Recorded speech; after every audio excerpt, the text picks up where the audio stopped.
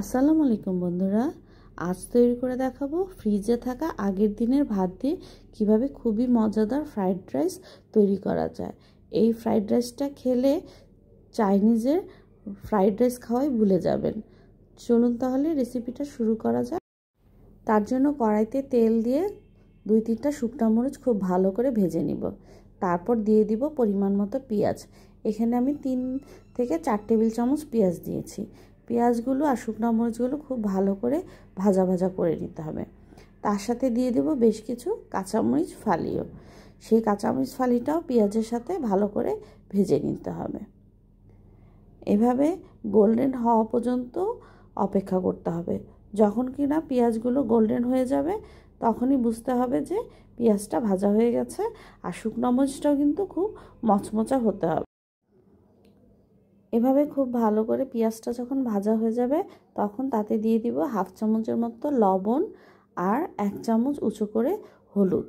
এই লবণ আর হলুদটাই পেঁয়াজের সাথে খুব ভালো করে ভাজা ভাজা করে নিতে হবে। আর সাথে দিয়ে দিলাম কাঁচামরিচ। কাঁচামরিচটা চাইলে আগেও দেওয়া যায়, আবার পরেও দিলেও চলে। তারপরে এভাবে খুব ভালো করে আবার ভেজে নিব। পেঁয়াজ আর মরিচ আর লবণ হলুদ যখন মিশে একদম ভাজা ভাজা হয়ে যাবে তখন একটা ডিম দিয়ে দিব। এই ডিমটাও এখন এই পেঁয়াজ মরিচের সাথে ভালো করে ভেজে নিব। এভাবেই ফ্রাইড রাইসটা করলে কিন্তু খুবই ভালো লাগে। ডিমটাও যখন একটু শক্ত শক্ত হয়ে যাবে তখন তার সাথে মিশিয়ে দিতে হবে ফ্রিজে থাকা ভাত। এই তো আমার ডিমটা কিন্তু প্রায় ভাজা ভাজা হয়ে আসছে। ডিমটা ভাজা হয়ে গেলেই দিয়ে দিব ফ্রিজে থাকা ভাত পরিমাণ মতো।